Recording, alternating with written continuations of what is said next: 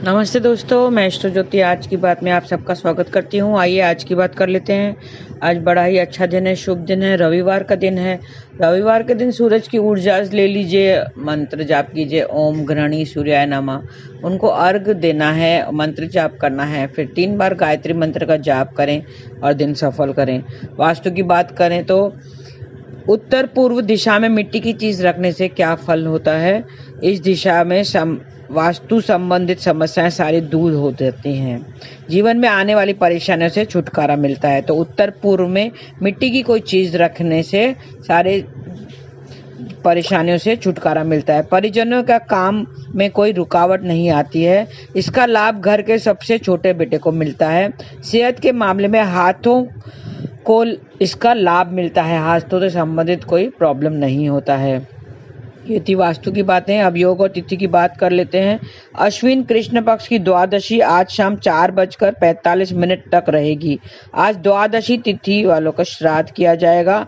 स्वर्गवास से पहले जिन्होंने संन्यास लिया था उनका भी श्राद्ध आज ही होगा। आज श्राद्ध से श्राद्धकर्ता को अन्न की कभी कमी नहीं रहेगी। और आज से कल सुबह 6:19 तक मघा नक्षत्र रहेगा।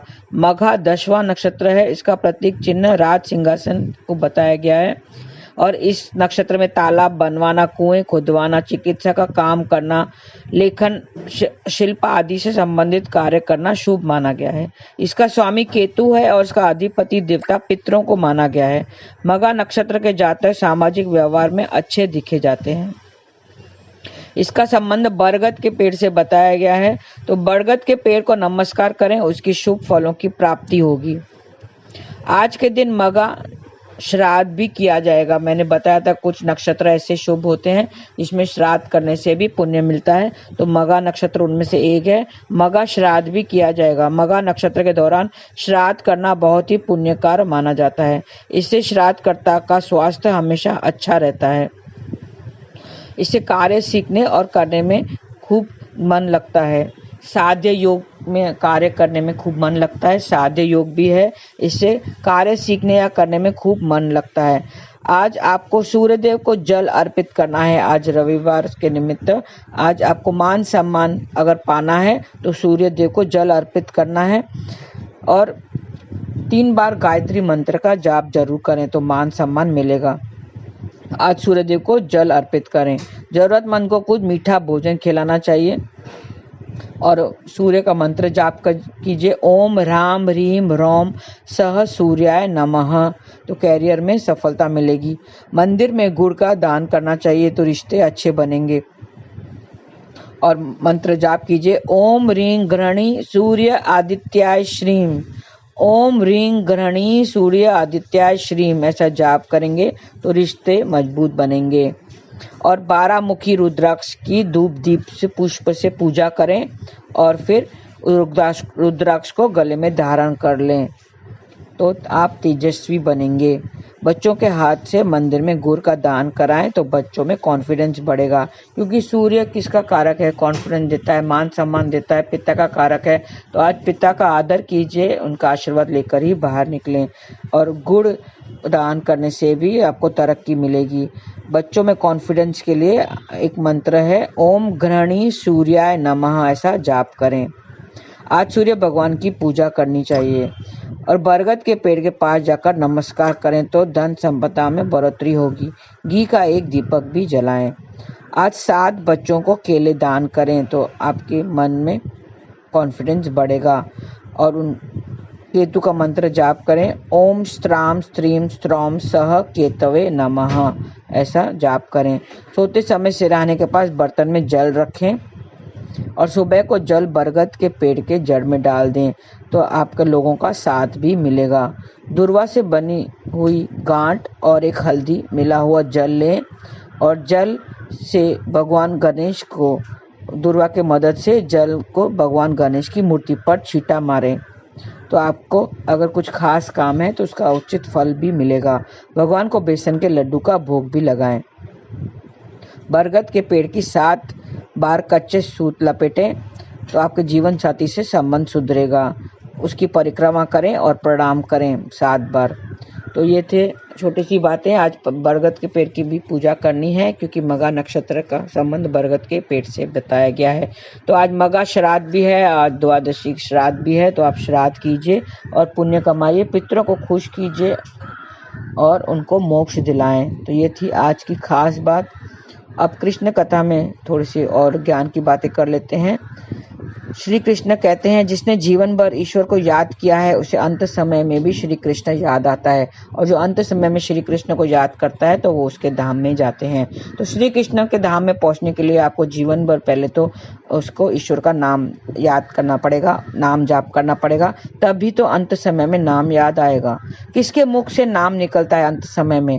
अंत समय में किसके मुख से हरि नाम निकलता है? जिसने जीवन भर परमात्मा का नाम लिया हो उसी के मुख से वो नाम निकलेगा। जिसने जीवन भर पैसा पैसा किया हो, पूरी जिंदगी पैसा कमाने और उसे गंवाने का डर लगा रहता है कि अरे इतना पैसा तो कमा लेते हैं, फिर उसे गंवाने का भी डर रहता है, तो पूरी जिंदगी वो ऐसी निकल जाती है और अंत समय में भी उसे यही डर सताता है कि मेरा पैसा मेरा पैसा।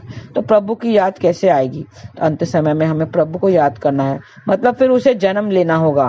फिर जिससे पैसा करते हैं या संतान के लिए जो मोह माया में अटके हुए हैं, फिर उसे वापस जन्म लेना होगा, फिर उसे वापस इस मृत्यु लोक को आना होगा और कर्मों के अनुसार फिर दुख भोगने होंगे। क्योंकि जब तक वो ईश्वर को पूरी तरह से मन से श्रद्धा से जाप नहीं कर लेता, ईश्वर को पा नहीं लेता, तब तक उसे प्रभु सबक सिखाने के लिए यहाँ भेजते ही रहेंगे। हाँ, हम जो दुख भोगते हैं ये सबक सिखाने के लिए ही होता है। आपने देखा होगा किसका एक झटका जोरदार झटका देता है, मतलब वो ऊपर उड़ते जाता है तो उससे जोरदार वो जमीन पर आकर गिरता है। मतलब कुछ ना कुछ ऐसे इंसिडेंट होते हैं कि उसका दिमाग चकरा जाता है, उसकी बुद्धि उसमें वो होश में आ जाता है। मतलब उसका जो भी है उसको सब अपने कर्मों का लेखा जोखा ध्यान में आ जाता है कि उसने कुछ बुरा किया है क्या है, और फिर वो सीधे लाइन पे आता है, फिर वो प्रभु नाम लेना शुरू करता है।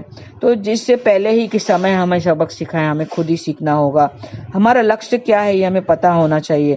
जल्द से जल्द हमें ये पता ज्ञात हो जाना चाहिए कि हमारा लक्ष्य क्या है, इस जीवन में हम क्यों आए हैं, किस लिए हमारा जन्म हुआ है, किस लिए हम पैदा हुए हैं। क्या बच्चे पैदा करने के लिए हुआ है या पैसे कमाने के लिए हुआ है?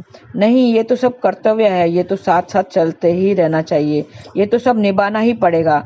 बड़ा होना, पढ़ाई करना, शादी करना, बच्चे पैदा करना, फिर उनकी शादी करना, ये तो सब लगा ही रहता है। क्योंकि एक कुंडली होती है, आपने जो ज्योतिष कुंडलियों को मानते हैं, जो ज्योतिष हैं वो एक जन्म कुंडली होती है।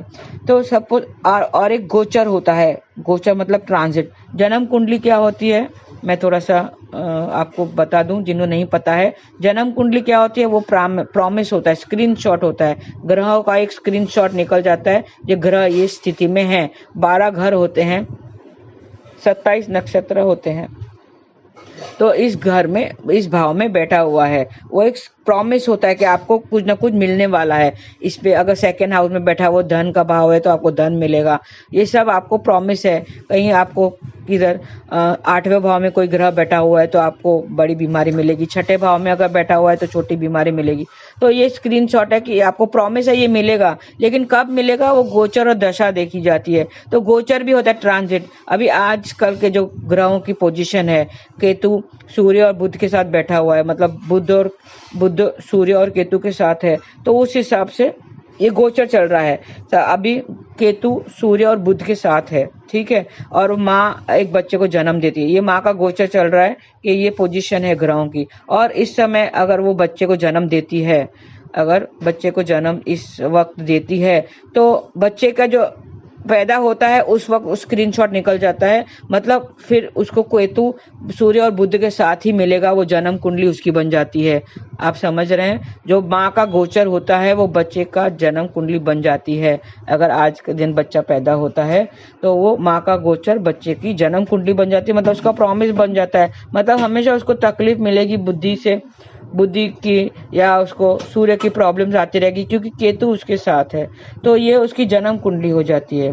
तो ये होता है। और वो उसको कब होता है, कब प्रॉब्लम आएगा, जब दशा आएगी, वो प्रॉपर दशा अगर आएगी, केतु की सूर्य की बुध की अगर दशा आएगी तो वो उस समय उसको दुख मिलेगा।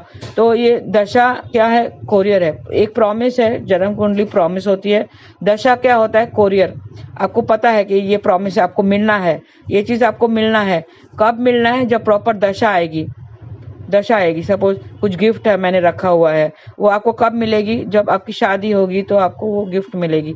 लेकिन वो कैसे मिलेगी? कैसे मिलेगी? वो डिलीवरी कौन करेगा? गोचर। जब गोचर में वो ग्रह आते हैं, भाई ये आपको डिलीवरी है, डिलीवरी बॉय। कैसे मिलेगी? को हम कोरियर करेंगे या हम सामने जाएंगे, आपको हाथ में देंगे, तब आपको मिलेगी वो चीज। तो ये होती है गोचर। तो जो माँ का जो गोचर होता है वो बच्चे की जन्म कुंडली बन जाती है। तो कहीं ना कहीं बच्चा और माँ कनेक्टेड है। माँ का जो कर्मों का फल है वो बच्चे को भुगतना पड़ता है। उसी तरह बच्चे के बुरे कर्म, अगर बच्चा पूरी जिंदगी बुरा कर्म करता है, कहीं ना कहीं वो माँ बाप पर असर प्रभाव डालता ही है। बच्चे के बुरे कर्म इतने कर्म अगर बुरे होते हैं तो कहीं ना कहीं वो माँ बाप पर भी पड़ेगा, उसका प्रभाव जरूर पड़ेगा। तो हमें श्राद्ध कर्म करना चाहिए। अगर वो श्राद्ध कर्म करता है, बच्चा श्राद्ध कर्म करता है, तो अपने पितरों को मोक्ष वो दिला सकता है। मैंने कल भी बताई थी, एकादशी का जिसने व्रत किया होगा तो उसके पितरों को मोक्ष, स्वर्ग लोग मिलता है और मोक्ष की प्राप्ति होती है।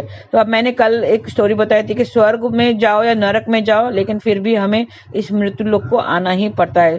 स्वर्ग में सुख भोग कर वापस यहाँ पे आना है और नरक में दुख भोग कर भी वापस यहाँ पे आना है। तो मुक्ति कब मिलेगी? मुक्ति तब मिलेगी जब हम कृष्ण का जाप करेंगे, कृष्ण को पाना चाहेंगे, कृष्ण को पा लेंगे। अगर कृष्ण के लोक में जाना है तो कृष्ण को याद करना होगा। तो अभी आज द्वादशी का श्राद्ध किया जाएगा, आज मघा श्राद्ध भी है। तो द्वादशी में जिनका स्वर्गवास हुआ है तिथि पर, तो वो द्वादशी तिथि वालों का श्राद्ध आज होगा। और उसमें कभी भी जीवन भर उसको कमी नहीं, पैसों की कमी नहीं होती है। और जीवन भर जिसने प्रभु का नाम नहीं विसरना, हमें प्रभु का नाम लेना है। क्योंकि अगर हमारे मुख पर प्रभु नाम अब रहेगा, तब जाकर अंत समय में भी हम प्रभु नाम मुख से निकलेगा। अगर जीवन अभी जितना भी समय बाकी है, पता नहीं कब मृत्यु आ जाए, कल को आ जाए, कुछ बोल नहीं सकते हैं। लेकिन अभी भी देरी नहीं हुई है। अब मुख में अभी भी ले लिया, अगर नाम ले लिया, तो अंत समय में हमें प्रभु का नाम याद आएगा। अगर प्रभु का नाम नहीं भी याद आया अंत समय में, लेकिन हम लोगों ने जीवन भर जो हमने नाम लिया है उसका कुछ ना कुछ रिजल्ट जरूर आएगा, वो व्यर्थ नहीं जाएगा। आपने कभी भी कहीं भी अगर हरि नाम लिया है तो वो व्यर्थ नहीं जाएगा, आपको कभी उसका जो रिजल्ट है वो जरूर आएगा। तो कभी भी कहीं भी आप हरि नाम लेते रहिए और उनका नाम जपते रहिए। क्योंकि कहते हैं, एक भजन है, प्रभु का नाम जपो मन मेरे, प्रभु का नाम जपो मन मेरे, दूर करे वो ही संकट तेरे। प्रभु का नाम जपो मन मेरे, दूर करे वो ही संकट तेरे। ये जीवन रैन बसेरा है, ये जीवन रैन बसेरा है, क्या तेरा है क्या मेरा है, क्यों नैन से नीर झरे हैं तेरे, दूर करे वो ही संकट तेरे। मतलब वही दूर करेगा संकट तेरे। तो अपने आंखों से भी नीर क्यों बहा रहे हो, उसके ऊपर छोड़ दो, वही दूर करेगा। और प्रभु का नाम लेते रहना चाहिए। मन को ये तसल्ली देना चाहिए कि प्रभु का नाम जपो मन मेरे, दूर करे वही संकट तेरे। मतलब एक वही है जो दूर करेगा, तो उसका नाम लेते रहना चाहिए। हरे कृष्णा कृष्ण कृष्ण हरे हरे, हरे राम राम राम हरे हरे। तो आज के लिए इतना ही। आपका दिन शुभ रहे। हरे कृष्ण।